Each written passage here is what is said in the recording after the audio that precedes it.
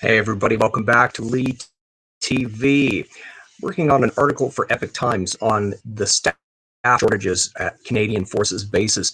Some of our bases are as low as 62% of capacity. I'm talking about the base in Halifax there, although on average they're at about 3/4 capacity.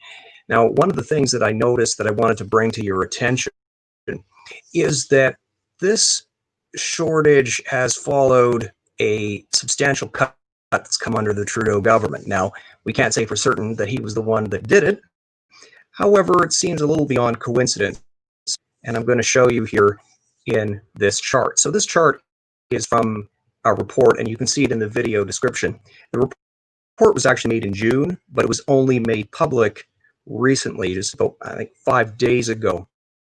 So if you look at what the funding was under Stephen Harper, you had more than $520 million for each of the years 2013, 14, 2014, 15.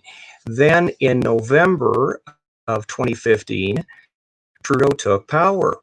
And right away, you see that the spending on the bases fell substantially until it's gone to $305 million. Now, this is just for the 8 bases that they covered. Now, if you're at CFB Halifax, your funding has almost fallen in half. And if you're in Edmonton, the funding is about 1/4 of what it used to be. So that's an interesting relationship. At CFB Borden has also dropped more than half. And the others haven't received quite as much of a drop. And CFB Esquimalt in Victoria, where I used to live, you've had a drop from $90 million a year down to 66. So it's interesting that we can only fund the Chinese, and we're training them, and we're having trouble training our own people. So I want to give a shout out to Aaliyah and Derek. Thanks for watching tonight. And if you've got any questions or comments about anything going on, this is a really short video, so you can throw it out in my direction.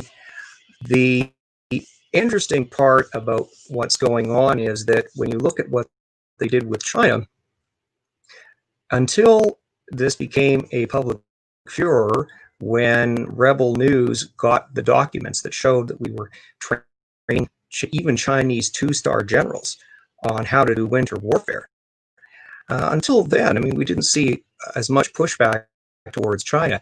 Now the Canadian government has shut down the Chinese purchase of a gold mine in the northern Arctic, and it seems like the narrative has changed. So publicly, at least, they're looking like they're pushing back.